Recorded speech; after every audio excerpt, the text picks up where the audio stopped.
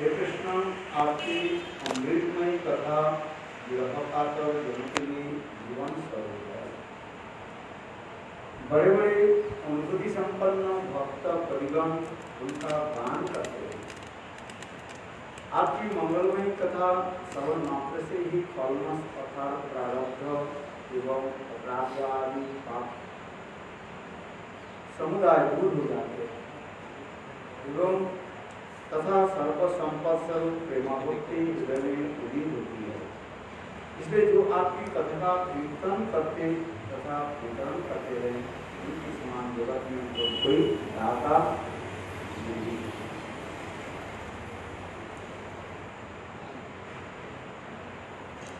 श्री राधा सुबलित से सचिनंदन डोलगरी प्रचार के समय शांत हो अपने चरणद्वय शराबर वृक्ष के नीचे विश्राम करते।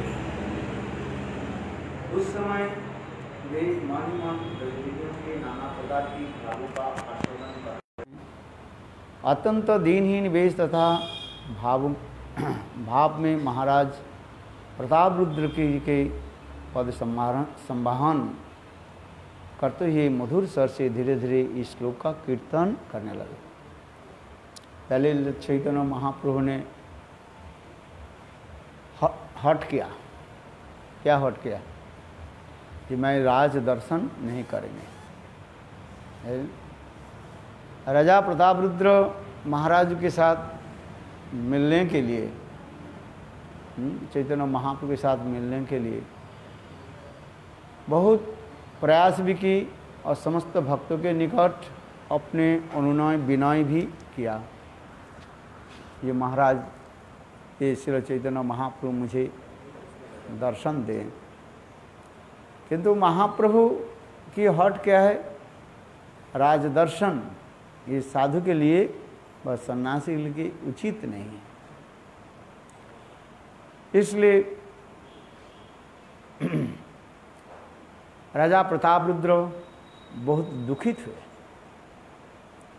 यहाँ तक कि राजा प्रताप रुद्र कहने लगे, ये श्रीमन महाप्रभु गौर सुंदर समस्त जीवों के कृपा करने के लाए हैं, केवल मुझे ही कृपा नहीं करेंगे। इसलिए मैं राज्य पाठ छोड़ करके मैं भी भिखारी बन जाऊं।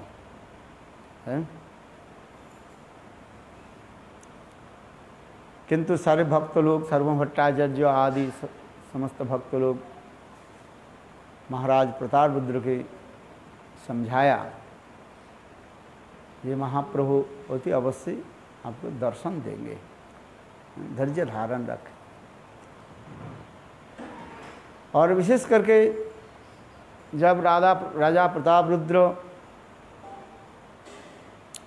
जगन्नाथ जी के रथ यात्रा के समय जगन्नाथ जी के रथ के सामने जब झाड़ू लगाने लगे, उसको देख करके चैतन्य महाप्रभु के हृदय द्रवीभूत हो गया है। फिर चैतन्य महाप्रभु मन में उनके पर भी कृपा भी कर दिया। अभी उसी प्रसंग में यहाँ पर हमारे भक्ति विनोद ठाकुर वर्णन करते जा रहे हैं। एक महाप्रभु जब रथ यात्रा जगन्नाथ जी के सामने नृत्य गीत आदि करने लगे, करते करते जगन्नाथ जी के रथ जगन्नाथ वल्लभ बड्डी के पास आ गए। दोपहर के समय था, सभी भक्त लोग परिश्रांत भी थे और विशेष करके चिलचिलाती हुई धूप में सभी तो मानो अस्त व्यस्त हो गए हैं। और विशेष करके महाप्रभु के ऐसे भाव देख करके नित्य गीत आर्य परिश्रांत देख के स्वरूप दामोदर सभी भक्तों को बोले, उस समय हम लोग यहाँ पर विश्राम करें। तो श्रीमान महाप्रभु वही जगन्नाथ वल्लभ बटिका में पेड़ के नीचे बैठे और उस समय भक्त लोग अर्थात काशी मिश्र और सार्वभट्टाचार्य आदि कहने लगे, हे महाराज प्रतापरुद्र, आप इसी समय राजवेश छोड़ करके, वैष्णव वेश परिधान करके आप जाइए, चैतन्य महाप्रभु के चरण सेवा कीजिए। उस समय चैतन्य महाप्रभु आंख बंद करके भाप में डूबे हुए थे। और प्रतापरुद्र राजा ने किया कि वैष्णवोचित वेश धारण करके महाप्रभु के चरण सेवा आदि करने लगे, मसाज करने लगे, और महाप्रभु के भाव के अनुसार ये गोपी गीत के यह श्लोक पढ़ने लगे।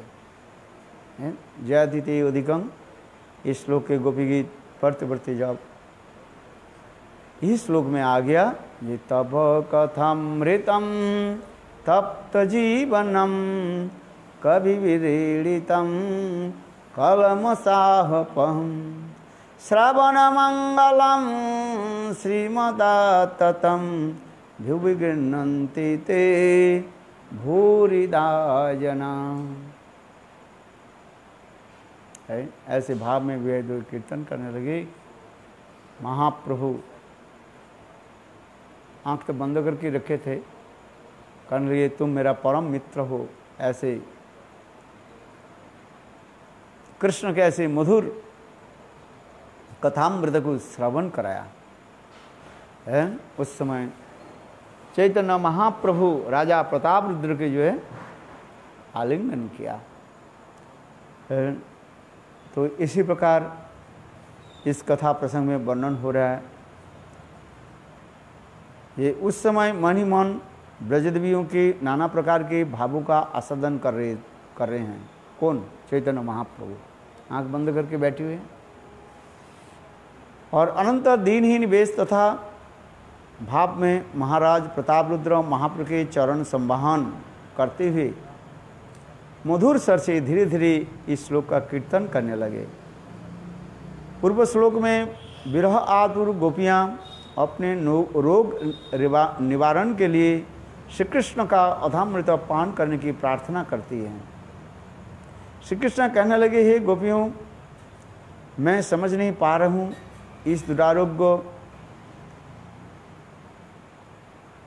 दुरारोग्य में तुम किस प्रकार जीवन धारण करते हो। गोपियाँ उत्तर दे, हे श्याम सुंदर, हम आपकी कथा रूपी अमृत को श्रवण मात्र से ही जीवित हैं।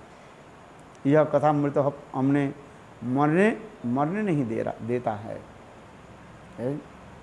कृष्ण विरह में गोपियों की सहन नहीं होती है, इसलिए गोपियाँ अपने तो प्राण छोड़ना चाहती हैं, किंतु कृष्ण के ऐसे सुंदर अमृत कथा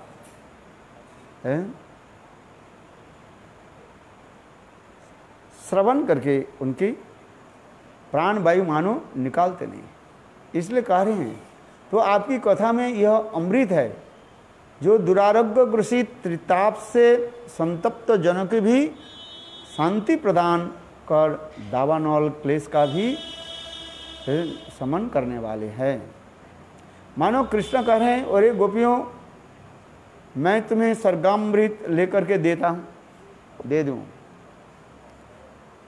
उसे पान कर लो।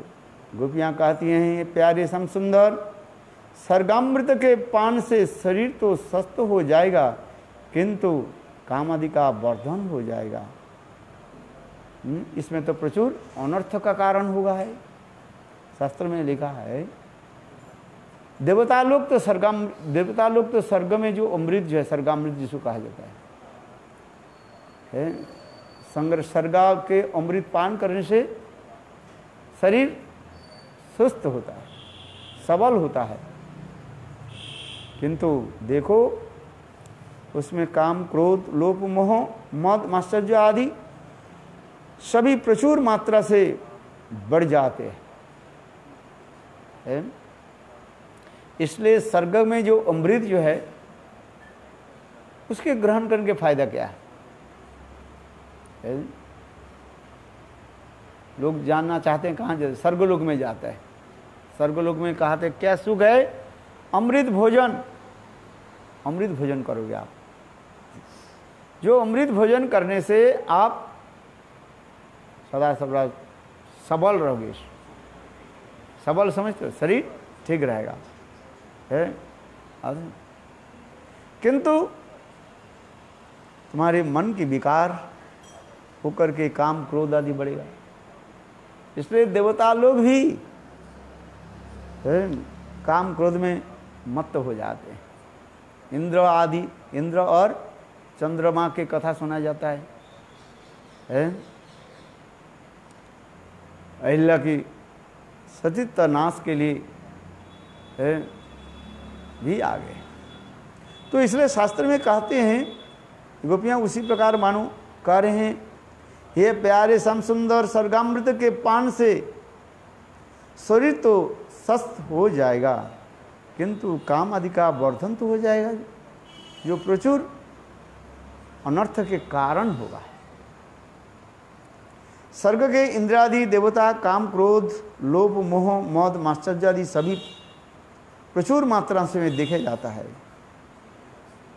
यदि कृष्ण कहे हे गोपियों तुम मोक्षामृत ले लो, है जो अद्वैतवादी लोग मोक्ष रूपी अमृत को पान करना चाहते हैं, माने मुक्ति प्राप्त करना चाहते हैं, है वही ले लो।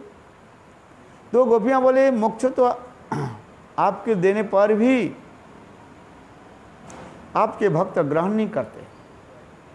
दियमानम न गृहंति मत सेवन निजना है, इसलिए क्योंकि वह प्रेमाभक्ति के प्रतिकूल है।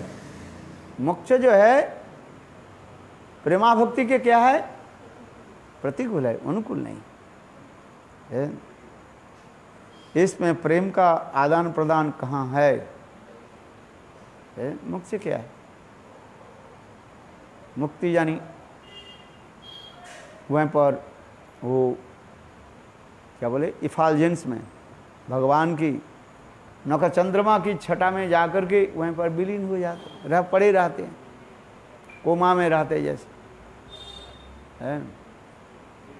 यही तो होता है। तो उसमें प्रेम की आदान प्रदान नहीं है। आनंद उत्सव तब होता है जब आदान प्रदान हो, आदान गिविंग एंड रिसीविंग है। इसलिए तो कहते हैं ददाति प्रतिगृह्णाति गुज्जमाख्याति पृच्छति भुंक्ते भोजते चैव सर्वविधा प्रीति लक्षणम। प्रीति के लक्षण क्या है? आदान प्रदान होना चाहिए, देना और लेना है। किंतु मुक्ति धाम में लेना देना तो बहुत दूर की बात है, अपने भी होश नहीं रहता है, मूर्छित होकर पड़ा रहता है कि नहीं? लेना देना नहीं हो कोई भी बात नहीं है, कोई तुम्हारे साथ बात करें ना करें उससे तुम्हारे क्या आता जाता है। कोई किसी आपको दे अथवा नहीं दे उससे भी क्या आ जाता है कि नहीं है? अपने धुन में रहो, मस्त रहो, अपने भजन में मस्त रहो। किंतु देखो जहां पर अपना होश नहीं रहता है, अपने होश माने बिल्कुल निर्जीव होकर पड़ा रहता है। जो लोग ब्रह्म में विलीन होता है, ब्रह्मलय कहा जाता है, वो लोग कैसे रहता है? मूर्छित अवस्था में जैसे पड़े रहते हैं, जैसे कोई व्यक्ति मूर्छित हो जाता है उसी प्रकार। अथवा पानी में पत्थर को यदि फेंक दिया जाए, पत्थर जैसे पानी में ही पड़ा रहता है, पत्थर पानी नहीं बन जाता है किंतु उस पानी में ही पड़ा रहता है। तो इसलिए कह रहे हैं ऐसे मुक्ति को लेकर के हम क्या करें? तो मुक्ति तो प्रेम के प्रतिकूल कहा जाए। इसमें प्रेम का आदान प्रदान कहीं है? बताओ। ध्रुव, प्रहलाद, ब्रह्मा, नारद, चतुष्सन, व्यास तथा सुगादि बड़े बड़े भक्त तथा कवि जन आपकी कथा को प्रशंसा करते हैं। आपकी कथा मुख्य जन के लिए भवरोग की रामबाण औषधि है, तथापि विषयी लोगों के कान और मन के आनंद ही देने वाले। भगवान की कथा इतने मधुर है? ये मुमुक्ष मुक्ति के चाहने वाले जो है, यदि भगवान की कथा सुन लिया तो मुक्ति को क्या कर देते हैं? त्याग दे देते हैं। और जो लोग संसार में दुख कष्ट में पड़े हुए हैं अथवा विषयी लोगों की, यदि आपकी कथा श्रवण करें वो आनंद पर प्राप्त हो जाता। आनंद समुद्र मग्ना, आनंद समुद्र में वो डूब जाते हैं। जीवन मुक्त महापुरुष इनका अतृप्त रूप से गान करते रहते हैं। जो जीवन मुक्त पुरुष है वे क्या करते हैं? भगवान के ऐसे मधुर लीलाओं को सदा सर्वदा कीर्तन करते रहते हैं, और वो कीर्तन करके उसके भी सेटिस्फेक्शन नहीं होता है अतृप्त माने और भी कथा कीर्तन करें। जब कथा होती है, जब बैरियर लगा दिया जाता है 10 मिनट में बोलना है, कोई कहाँ से 10 मिनट कथा बोले? समाप्त नहीं होता है। एक राजा ने क्या कि एक विशाल एक दीवार बनाया। दीवार समझते हो? वाल है, लंबी वाल बनाया, और उसमें बोले यहाँ पर पेंट करो है, और कहने देखो सूर्यास्त के बाद ही समाप्त कर देना। यदि काम तुम्हारे पेंट के काम रह जाए कल सुबह कर लेना।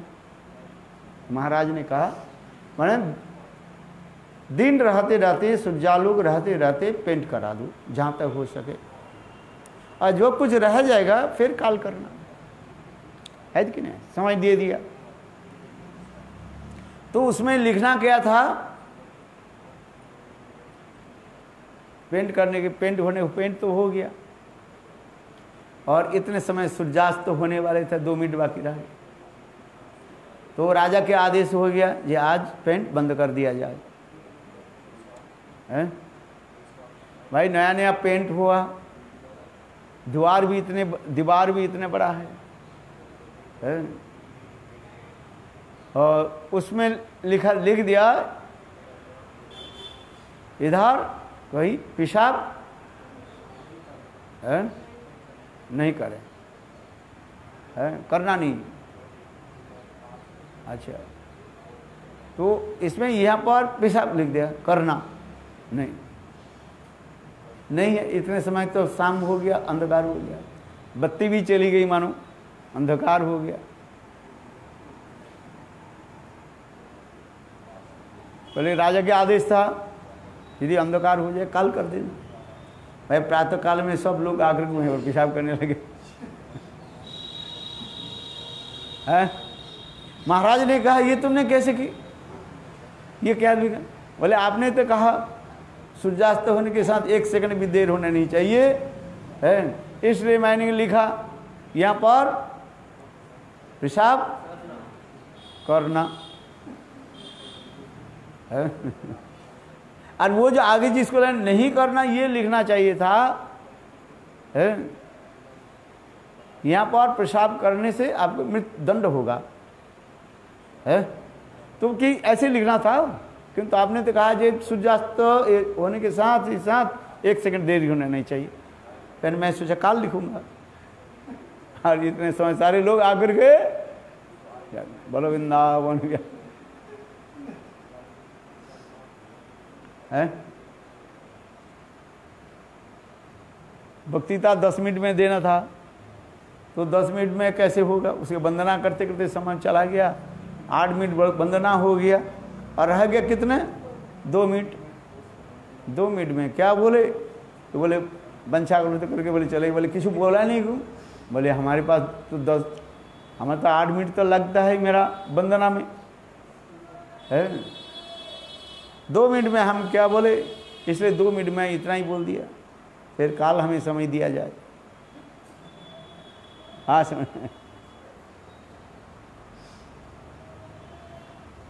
तात्पर्य हम किस लिए बोल रहे हैं? ये देखो ये जो मुक्ति धाम में चले जाते हैं उनके तो अपना ही होश नहीं रहता है कि वो मूर्छित होकर पड़ा रहता है।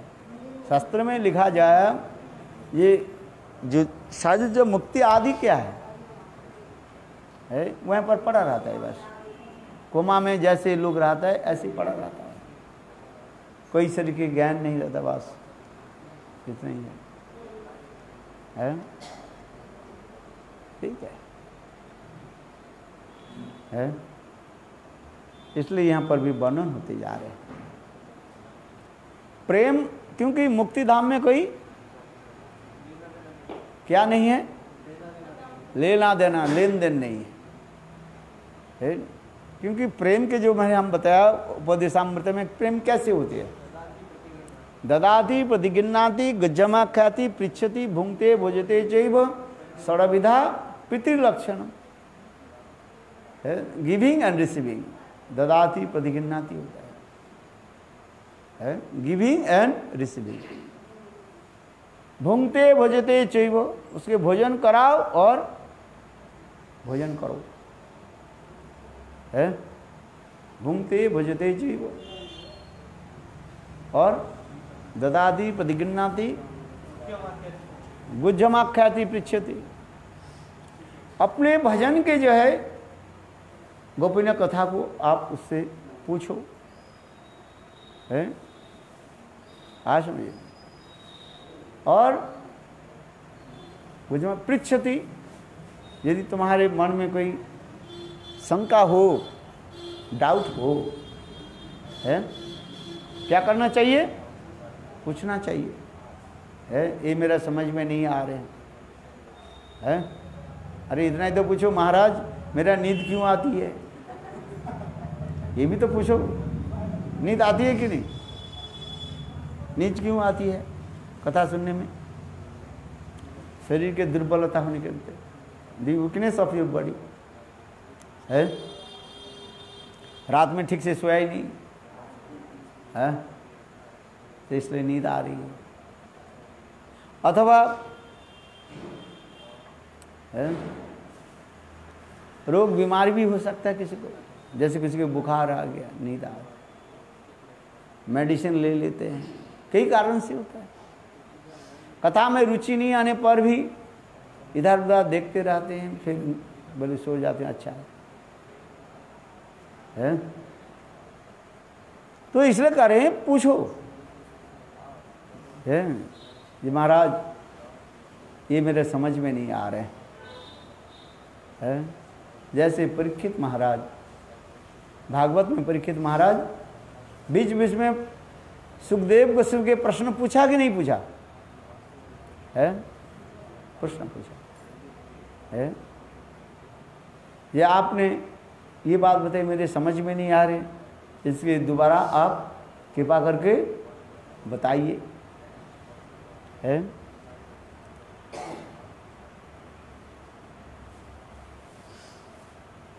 समझे?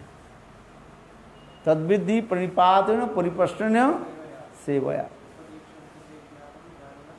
ज्ञानी न तत्दर्शन। हाँ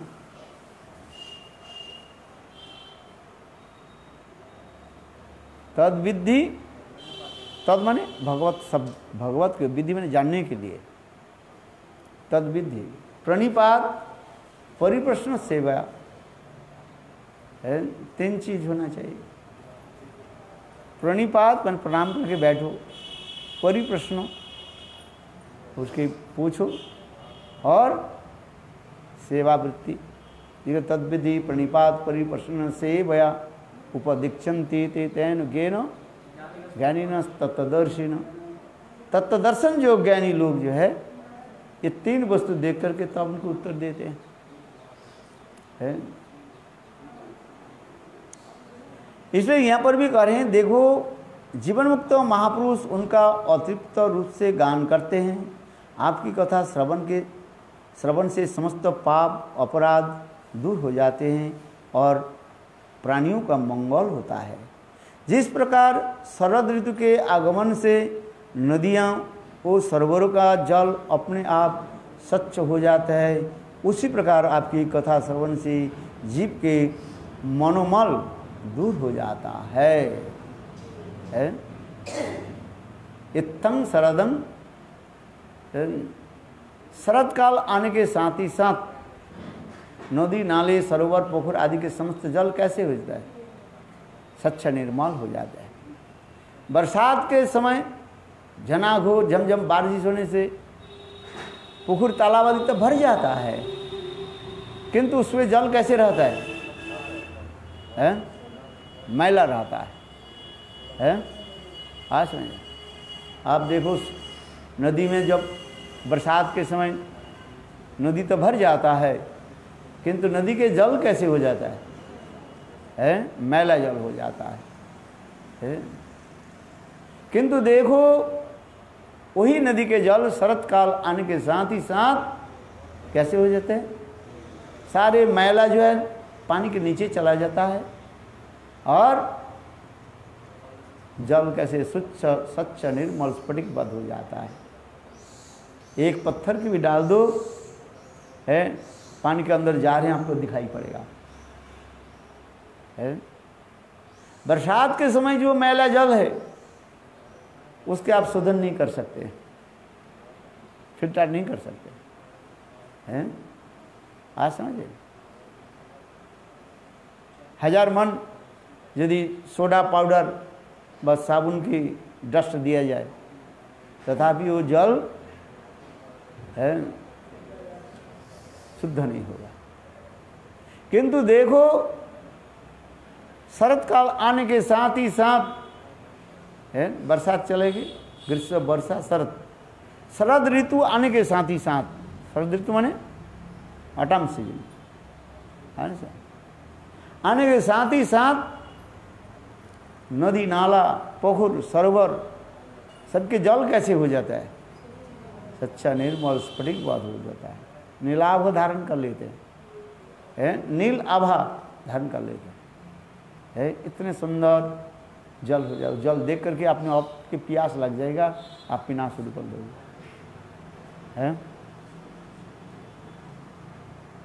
तो इसलिए करे जिस प्रकार शरद ऋतु के आगमन से नदियाँ एवं सरोवर का जल अपने आप स्वच्छ हो जाता है, उसी प्रकार आपकी कथा श्रवण से जीवों के मनोमल दूर हो जाता है।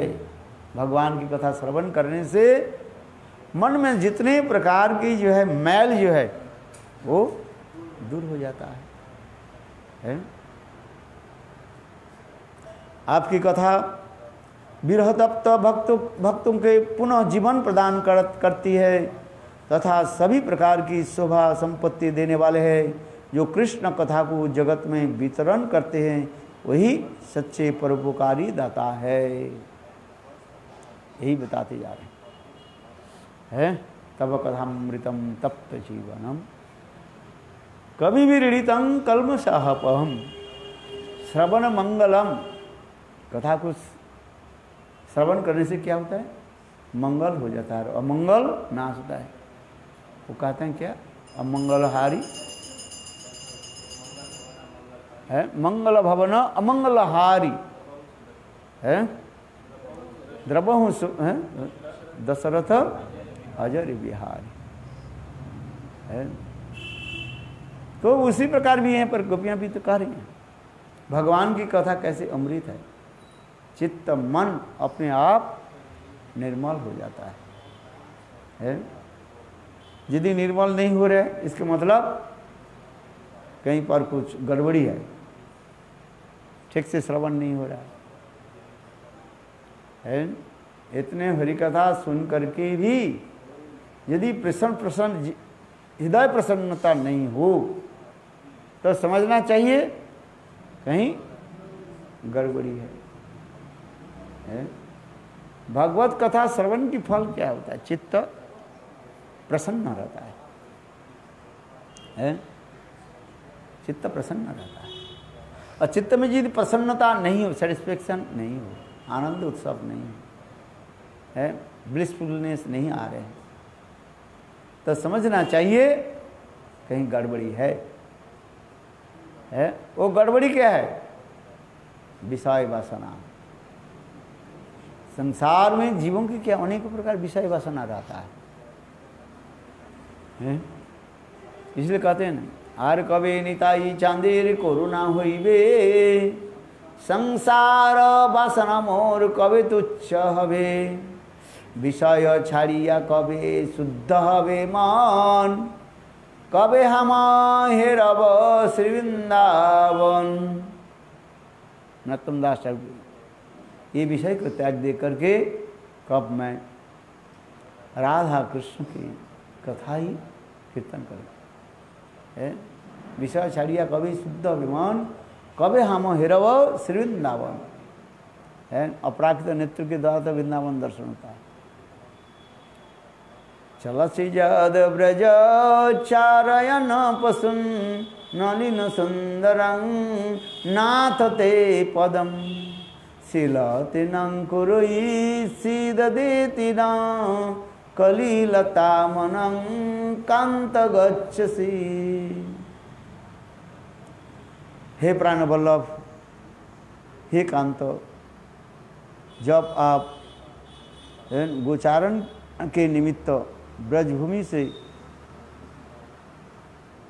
ब्रजभूमि को ओर गमन करते हैं, तब आपके नलिन सुंदर कोमल चरण कमलों का तल और कंकड़ एवं तृण के आघात से व्यथित होते हैं। इसे स्मरण करके हम आपके चित्त एवं मन में व्याकुलित हो रहा है। गोपियाँ कैसे कृष्ण के प्रति प्रीति रखते हैं। भाषण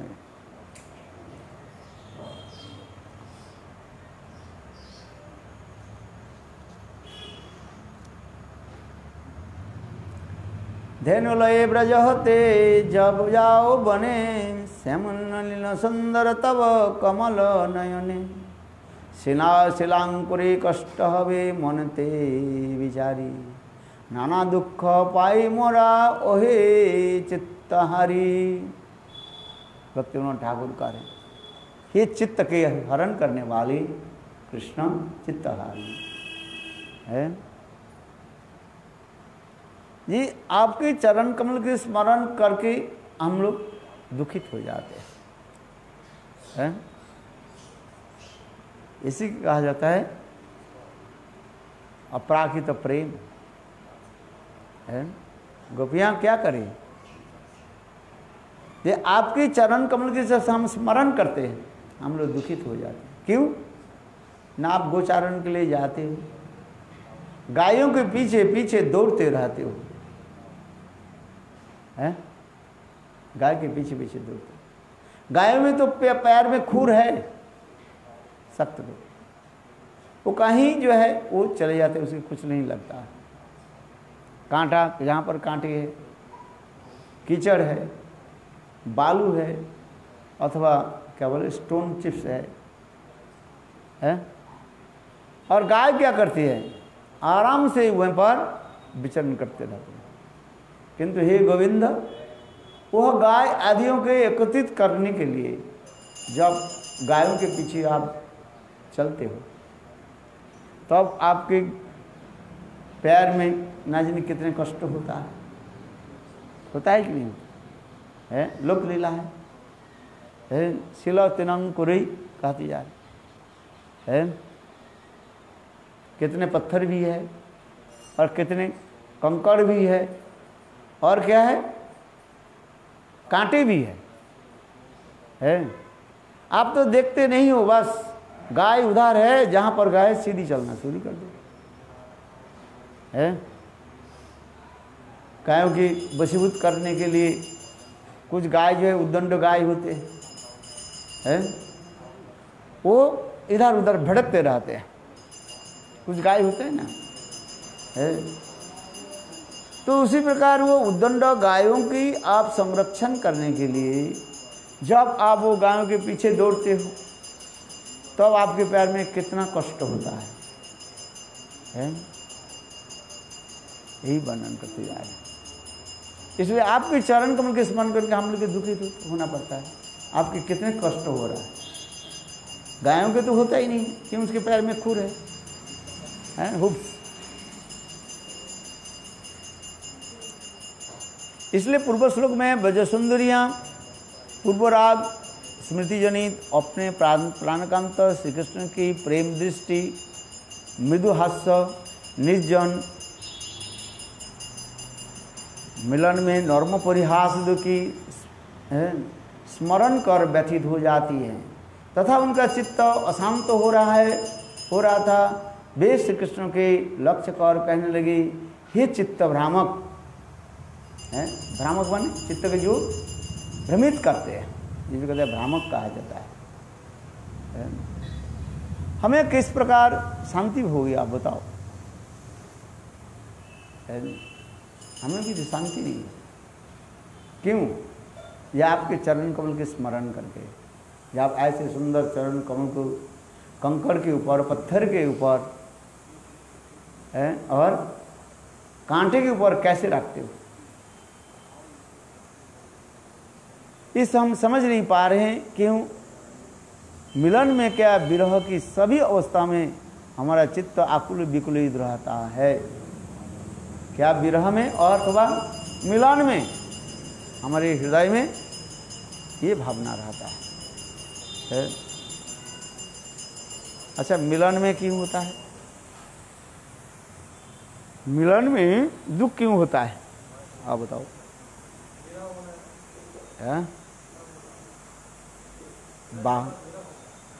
भावी विरह स्मरण हो जाता है ना। अभी तो कृष्ण हमारे साथ मिल रहे हैं, फिर कुछ समय के बाद कृष्ण हमें छोड़कर चले जाएंगे। अभी तो हम कृष्ण के साथ मिल रहे हैं, बहुत सुंदर चलते जा रहे हैं, किंतु 1-2 घंटे के बाद कृष्ण चले जाएंगे। इसलिए वो भावी विच्छेद व विरह स्मरण करके गोपियां रो पड़ती है। यही कारण होता है। प्रेम क्या चाहते हैं? प्रेम चाहते हैं हम एक ही स्थान में, एक ही साथ में हम रहें, किंतु काल के प्रभाव है, नियम है विधि का है। इस संसार में विधि का नियम है। इसको माइक संसार है। इस संसार माइक संसार के नियम ही है। क्या नियम है? कुछ समय एक साथ में रहने के बाद हमें सबको क्या करना पड़ता है? छोड़ना पड़ता है। जैसे श्रीमद् भागवत में उदाहरण दिया गया, एक बंडल घास है, इतना जो घास नदी के जल में फेंक दो, छोड़ दो, कुछ समय जो वो घास एकत्रित रहता है,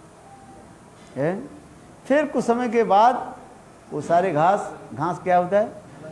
अलग हो जाता है। और फिर कहाँ पर कौन दिशा में चलते जाते हैं? देखो, कोई इस तरफ जा रहे हैं, कोई इस तरफ। उसमें कोई 2 घास कभी मिल गया, कभी मिला नहीं मिला, वो भी कि बता भी नहीं। वृंदावन में हम जब रहे, हर रोज यमुना में आरती उतारने जाते हैं, आरती करते हैं यमुना की, यमुना दर्शन और यमुना देवी की हम आरती उतार। और देखा क्या, यमुना में आश्चर्य भी देखने को मिला है। कितने वो बड़े बड़े क्या होता है, पत्ता आदि जो है, घास आदि जो है,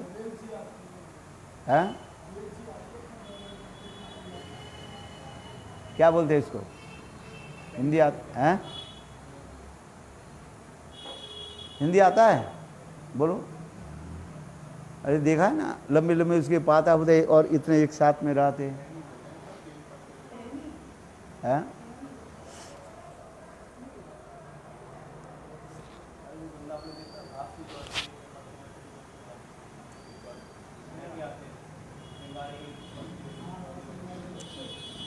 हाँ, एक साथ में इतना रहता है और कुछ समय के चलने के बाद वो धीरे धीरे धीरे एक एक करके खिसक जाता है और अंत में सब अलग हो जाता है।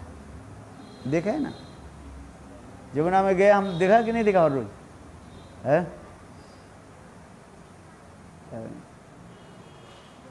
तो उसी प्रकार भागवत उदाहरण दे रहे हैं, इस संसार में काल के प्रभाव से व प्रकृति के नियम से हम सब एकत्रित हो जाते हैं और प्रकृति के नियम से हम सब एक एक करके बिछोड़ जाते हैं। कभी कभी एक चलते चलते कभी मिल जाता है, कभी भी नहीं मिले। जैसे मैंने वो घासों के उदाहरण दिया है, एक गुच्छ घास, इतना घास ले लो, नदी के जल में छोड़ दो, पानी में स्रोत में तो बहते हुए चला जाएगा। कुछ समय 2-4 मिनट चलने के बाद वो अपने आप विभाजन हो जाता है, भाग हो जाता है? और देखते देखते सारे घास एक दूसरे से बस टकरा लगे, कहाँ कहाँ कौन चले जाते हैं। तो उसी प्रकार यहाँ पर भी कह रहे हैं,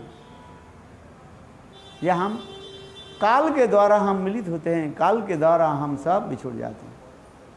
सर्वंक सब काल भी हमें कराते हैं। भीष्म पितामह महाभारत में यही थे, सर्वं कालं कृतं मन्ये। सब हम काल के द्वारा सब एकत्रित होते हैं और काल के द्वारा हम बिछोड़ जाते हैं। कौन कहाँ से आया, कहाँ से चले जाते हैं, है कि नहीं? है बताओ, कौन कहाँ कहाँ से आ जाते हैं, दूर दूर से आ जाते हैं और फिर चले जाते हैं। एक वृक्ष समारूढ़ा नाना पक्षी विहंगमा प्रभाते काकस्य प्रतिवेदना। रात्रि काल में अनेक पक्षी जो है एक वृक्ष में रहते हैं, घोंसले बनाते हैं, कलरव करते रहते हैं, एक दूसरे से चोंचों में मिला करके है प्रेम प्रीति आदान प्रदान भी करते हैं। देखे ना, पार्क में बड़े बड़े पार्क में विशाल विशाल पेड़ है, सूर्यास्त के समय आप देखोगे ये समस्त पक्षी आ करके उसी पेड़ में रहते, घोंसले भी बना लेते हैं, कुछ बनाते कुछ नहीं बनाते है। और सारे रात एक दूसरे के साथ मित्रता भी करते रहते हैं, चोंच में चोंच लगा करके कलरव करते रहते हैं। देखिए ना, फिर प्रातः काल होने के साथ ही सूर्य उदय होने के साथ ही साथ वो समस्त पक्षियाँ क्या करती है, फिर भोजन माने आहार चुनने के लिए किस दिशा में कौन चले जाती है? एक साथ में उड़ करके चलते चलते कौन दिशा में कौन कहाँ चले जाते हैं। उस समय तो एक साथ में उड़ करके जाते हैं, देखा कि नहीं देखा है? फिर उड़ करके फिर कौन कहाँ कहाँ चले जाते हैं, अपने आहार भोजन आदि संग्रह करते रहते हैं और भोजन आदि करके बाद फिर शाम होने के साथ ही साथ वही पेड़ में वे लौट करके आते हैं। उसमें दैव वशत है, कुछ पक्षी जो है लौट नहीं पाते, बह लेके क्या बोले शिकार में आ जाते हैं, फंदे में पड़ जाते हैं। आज समझिए क्या करें, ये जरूरी नहीं है, ये सब गए सब ही आएंगे, उसमें कुछ भी पक्षी जो है चले जाते। श्रीमद् भागवत में इसको एक सुंदर उदाहरण दिया था। एक जंगल में जो है एक कबूतर और कबूतरी है, कबूतरी के उदाहरण दिया ना, जंगल में घोंसले बना करके रहने लगे। दोनों में बहुत प्रेम प्रति चोंच में चोंच लगा करके आनंद सब मनाता था। पूरे घोंसले में छोटे छोटे अंडा भी दे दिया है और अंडा फुट करके छोटे छोटे अभी बच्चा भी निकले, अभी उसके पंखा भी ठीक से नहीं हुआ, उसको उड़ नहीं पाते। एक दिन कबूतर और कबूतरी दोनों बोले चलो आज हम दोनों चलते हैं, कुछ दाने को हम चुन करके लाते हैं, है? ऐसे कह करके कबूतर और कबूतरी दोनों पक्षी उड़ करके चले गए। थोड़ा गभीर जंगल की तरफ गए, देखा क्या गभीर जंगल में जो एक जगह में देखा चावल के कण पड़ा हुआ है, किसी ने मानो चावल के कण को छिटा करके रखा है, ऐसे ऐसे। कबूतर और कबूतरी दोनों पेड़ के डाल में बैठे और देखने लगे, अहो आज कैसी विधाता की कृपा है, हमारे पास ये भोजन रखा गया, माने चावल के कण रखा है। कबूतरी कहने लगी, माने पत्नी जो स्त्री जो है, चलो हम दोनों जल्दी जा करके ये चावल के कण को हम चुन ले। कबूतरी कहने लगे, एक कबूतर कहने लगे, देखो ये जंगल है, इस जंगल में चावल के कण कहां से आ गया है? और विशेष करके गंभीर जंगल है, इसमें कोई व्यक्ति आते जाते नहीं है, कोई वाणिज्य करने वाले हो सकता है उनकी बरी से कहीं 2-4 चावल के कण गिर जाए, किंतु ये गंभीर जंगल है, यहाँ पे तो कोई आता रहता नहीं है? ये चावल के कण यहाँ पर से कहाँ से आ गया? जरूर कोई दाल में काला है, हम लोग को जाना उचित नहीं है। कबूतर समझाने लगी, देखो इस स्थान को छोड़ करके हमको जाना उचित है? ये कुछ अच्छा नहीं लग रहा है, कुछ सिम्टम जो है ये ठीक नहीं है। कबूतर स्त्री कहने लगे, पुरुष लोगों की यही काम है, चिंतन करना, ये करना है, ये करना है। अरे देखो इतने सुंदर चावल के कण पड़ा हुआ है? चावल के कण पड़ा हुआ है, चलो हम जल्दी जल्दी जाकर चावल के कण को हम कलेक्ट कर लेते हैं,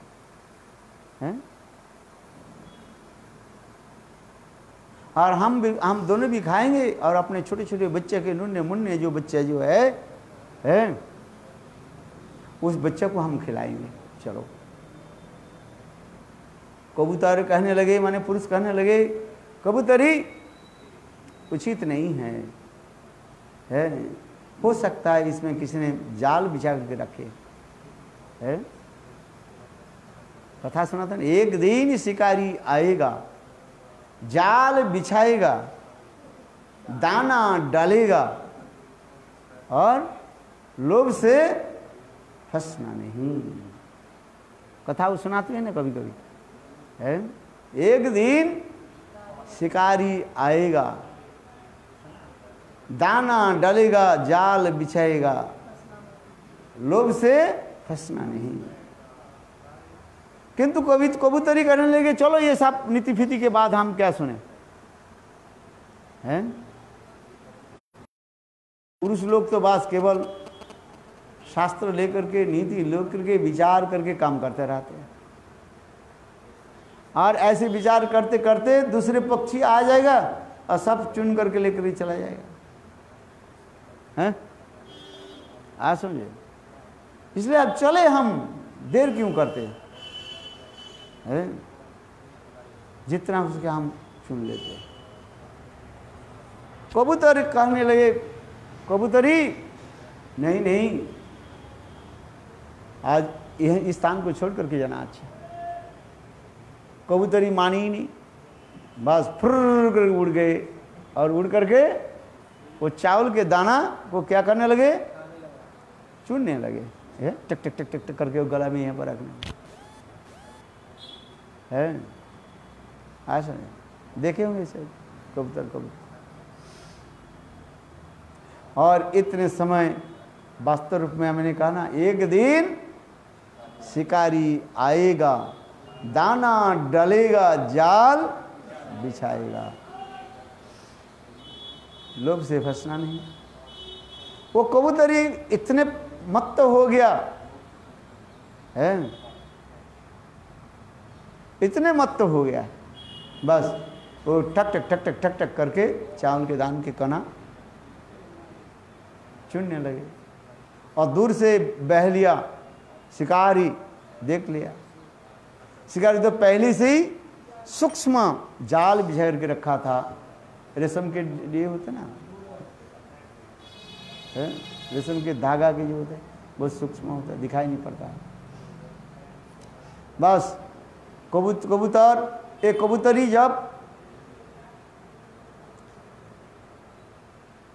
दाना चुनने लगे भाव से, और वो शिकारी ने क्या की दूर से, और वो रस्सी के जो है खींच दिया, देने के साथ ही साथ कबूतरी जाल के अंदर में रह गया, बंद हो गया, छटपटाने लगी है। कबूतरी बाहर होने के लिए तो छटपट छटपट करने लगी, किंतु निराश, कैसे बाहर हो है।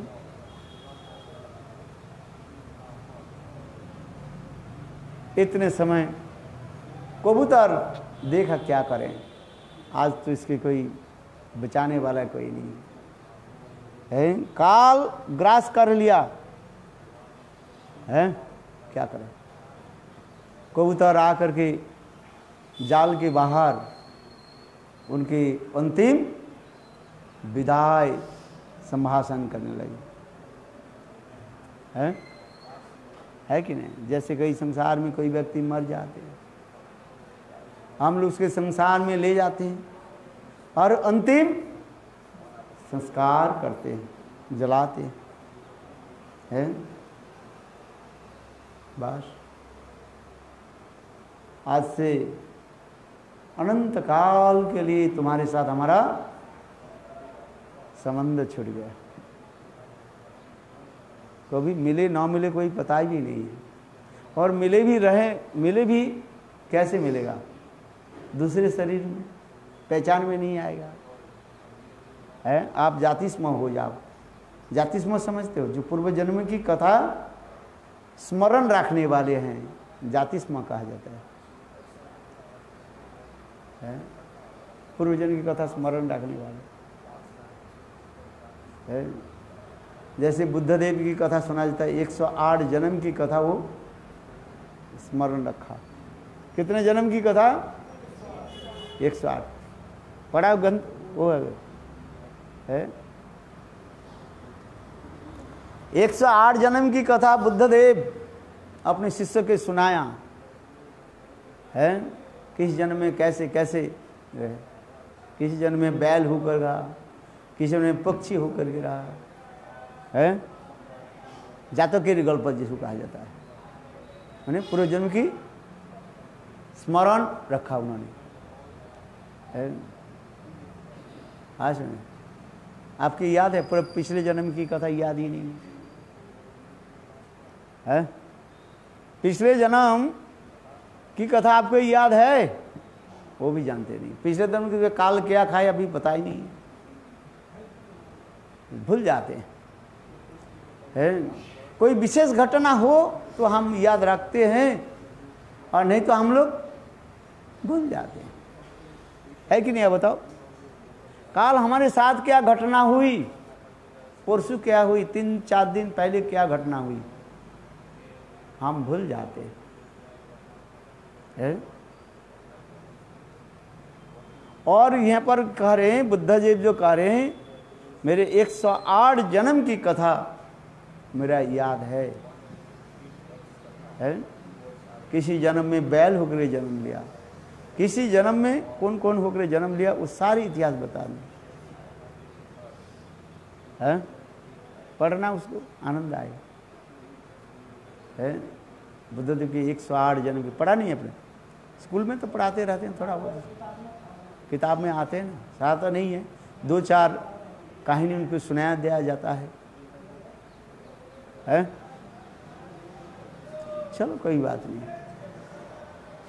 मेरे कहने की ये तात्पर्य है, वह कबूतर कहने लगे, कबूतरी तुम्हारे साथ हमारे साथ आज अनंत काल के लिए है विच्छेद हो गया। क्यों? शीघ्र ही जल्दी जल्दी वो बहली आएगा और वो तुम्हें जाल से निकाल करके है तुम्हें मार डालेंगे और अग्नि में झुलसा करके तुम्हारे मांस खा लेंगे। यही तो होगा। बहले तो यही कहते हैं ना, शिकारी छोटे छोटे पक्षी को पकड़ता है और पकड़ करके आग में उसके सारे पंखा आदि को जला करके है, और जब वो जल जाता है ऐसा समझे तब उसके मांस को जो है ऐसे खाता रहता है। तुम्हारे साथ हमारी जीवन। मैंने तुमको कहा था अरे कबूतरी जाओ मत जाओ, इसमें दाल में कोई काला है, किंतु सुने ही नहीं तुमने। लोभ के परवश हो करके और तुमने ये काम कर दिया।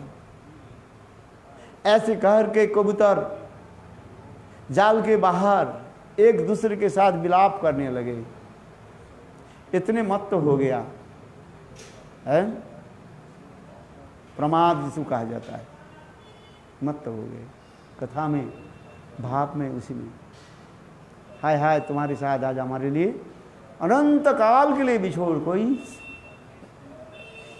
है, तुम मर जाओगे और हमारे तुम्हारे सुख में मैं भी मर जाऊंगा, और अपने घोंसले में छोटे छोटे जो पक्षी या शावक जो है वो भी तो मर जाएगा।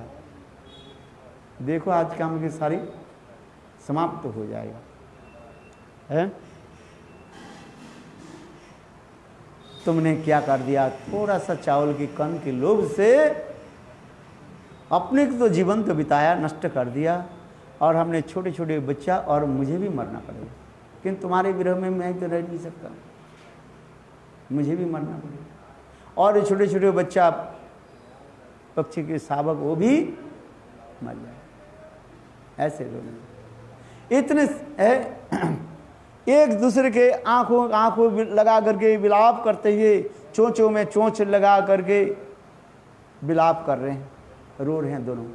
एक तो जाल के अंदर है और ये जाल के बाहर है। जाल के बाहर कौन है? पुरुष कबूतर जो है, स्त्री कबूतरी जो है जाल के अंदर। विदाई संभाषण। और इतने समय बहले ने देखा ये पुरुष कबूतर जो है इसमें प्रमाद इसमें तो लगे ही, और दूर से क्या कि तीर को निक्षेप किया है, तीर धनुष चलाया बस, और कबूतर के वक्षस्थल को बेच दिया। और देखते देखते कबूतरी के सामने रक्त में खून में लथपथ होते हुए बस तड़पते तड़पते प्राण को छोड़ दिया। मृत्यु किसके हुआ? पहला कबूतर। देखो आश्चर्य की बात है। फिर बहले ने क्या की, शिकारी ने क्या की, कबूतर के भी जाल से निकाला और निकाल करके उनके सिर को ऐसे ट्विस्ट कर दिया, मैंने मार दिया है। और दोनों पक्षी को जो है कबूतर के टांग को बांध करके ले गए, चलने लगे। शिकार कर लिया कबूतर।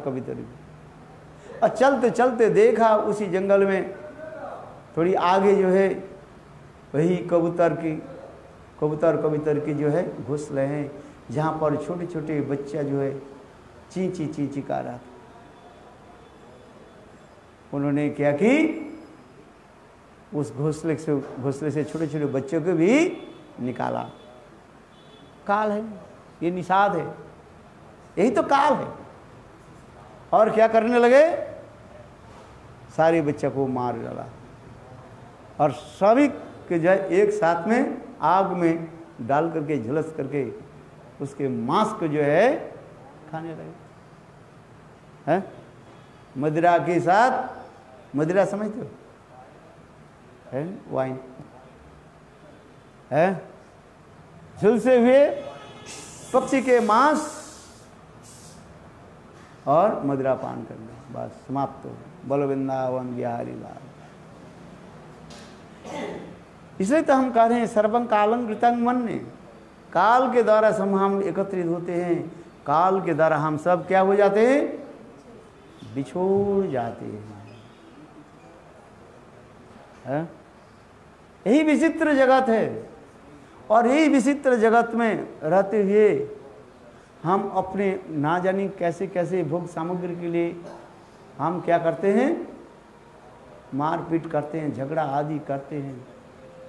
बस भागवत में कितने उदाहरण दिया, ये सब वैराग्य की कथा है, वैराग्य की कथा अनेक उदाहरण दिया, स्लॉटर हाउस में भी उदाहरण दिया है, गायों की हत्या करने के लिए है, क्या बोलते हैं जो हत्या करते हैं उसके क्या बोलते हैं, कसाई, नहीं कसाई, कसाई क्या करते हैं, उनकी एक साथ में रख देते हैं और थोड़ी थोड़ी हरी हरी घास जो है ऐसे फेंक देते हैं, और वो हरी हरी घासों को खाने के लिए वो गाय एक दूसरे से लड़ते रहते हैं, क्योंकि पता नहीं है एक सेकंड में उनकी गर्दन कट जाएगा है।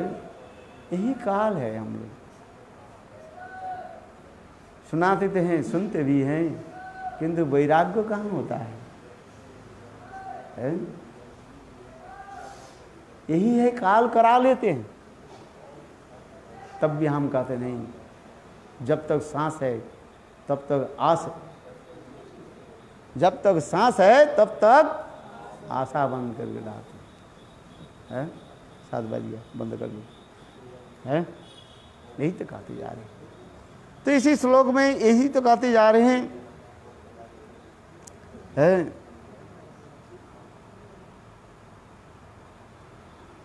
ये जीवन की हमें ऐसी है, चलते जा रहे हैं, एकत्रित होना और फिर बिछोड़ जाना है।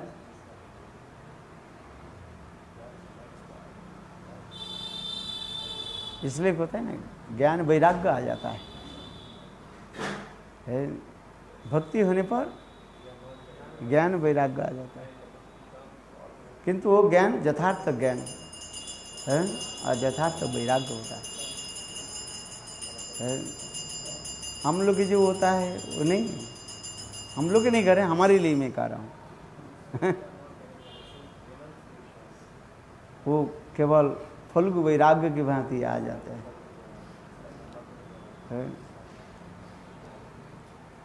तो यहाँ पर हम लोग जो पढ़ रहे हैं अभी यहाँ पर समाप्त करते हैं। इसलिए गोपियाँ विरह दशा में वर्णन करते जा रहे हैं।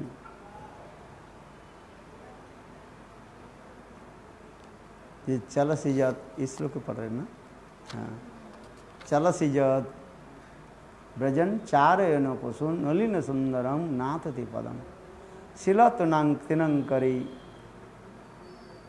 सिददितिन कलिलतामनं कांत गच्छसि। आपके चरण कमल के स्मरण करके हम लोग के हृदय में कितने दुख होते हैं। इसके हिस्से हम पढ़ते जा रहे हैं।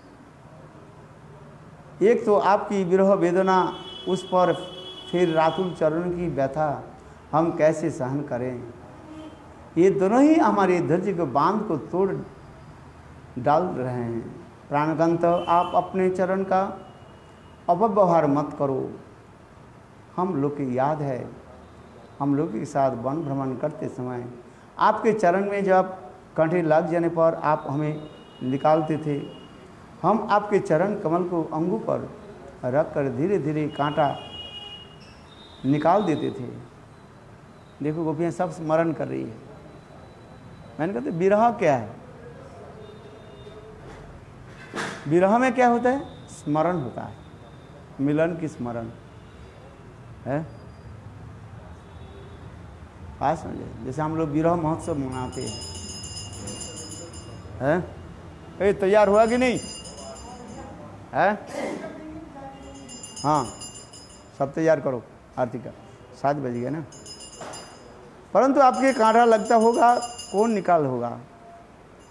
गोपियाँ कह रही हैं, आप जो गाय के पीछे जब दौड़ते हो जंगल में, है, आपके कांटा तो लगता होगा, तो कौन निकालता होगा उससे? गाय में निकाल कर ना, गाय तो चली जाती है, उसके पैर में खूर है, खूबसूरत है ना, वो दूसरा। किंतु आपके तो पैर में तो जूता भी तक भी कुछ भी नहीं, कांटे के ऊपर आप जाते हो तो लगता है। इसलिए कह रहे हैं, परंतु आपकी कांटा लगना हो तो कौन निकालता होगा? कांत कली लतांग मनो गच्छति, कली लतांग मनो कांत गच्छति, है। इसी कहते हैं, हे कांत, आपके सुकोमल शरण में कांटे कूस कंकड़ अवश्य चुमते हैं, सोचकर हमें मन का बहुत दुख होता है, हमारा विवाद उपस्थित हो जाता है। हम कहते हैं कांटे यदि आदि अवश्य ही चुमते होगा, तो मन कहता है, अरे क्या कृष्ण की आंखें नहीं हैं? क्या देख कर नहीं चलते हैं? कांटे कुछ कंकुड़ से बचकर चलते होंगे। इस पर हम कहते हैं, मन है कभी कहते देख चलने के समय देख करके चलते हैं, फिर कहते हैं नहीं, अरे निष्ठुर मान, ऐसे तुम क्यों कहते हो? कांटे कुछ कंकड़ से ऊंची नीची स्थानों पर भी रहते हैं, सर्वत्र रहते हैं। गाय तो नहीं देखते हैं, वो चलते, और उसके सब गाय को एकत्रित करने के लिए जब आप उसके पीछे दौड़ते हो तब वो अपने थोड़ी देखते हो कहाँ कंटक है, कांटे है कि नहीं है। तो इसके आपके चरण में कांटे लगते हैं। इसलिए कहते हैं, भक्ति गाय के पीछे दौड़ते हुए होंगे तो क्या देखकर सावधानी से दौड़ते होंगे, निश्चय ही सुकुमा चरण कमल में कांटे चुमते होंगे, और तुम्हारे पैर में कितने कष्ट होता है।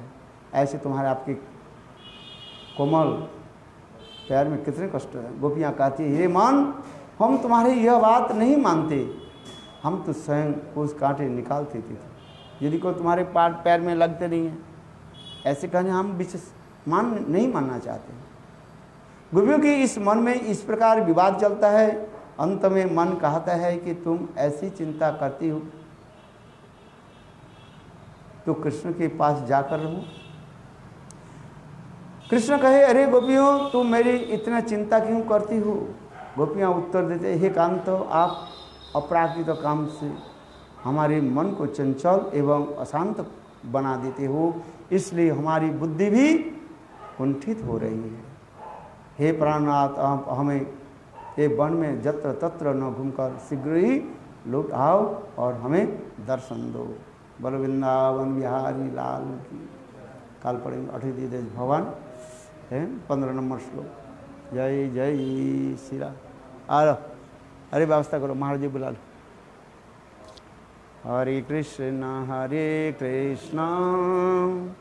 कृष्ण कृष्ण हरे हरे, हरे राम राम राम हरे हरे, हरे कृष्ण कृष्ण कृष्ण हरे हरे,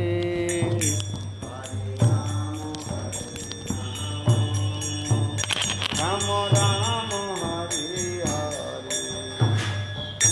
बोलो वृंदावन बिहारी लाल की जय जय। कहाँ कीर्तनिया प्रभु कहाँ चले गए?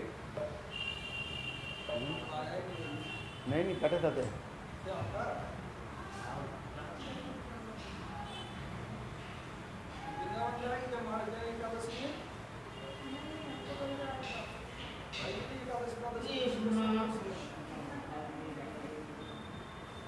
लो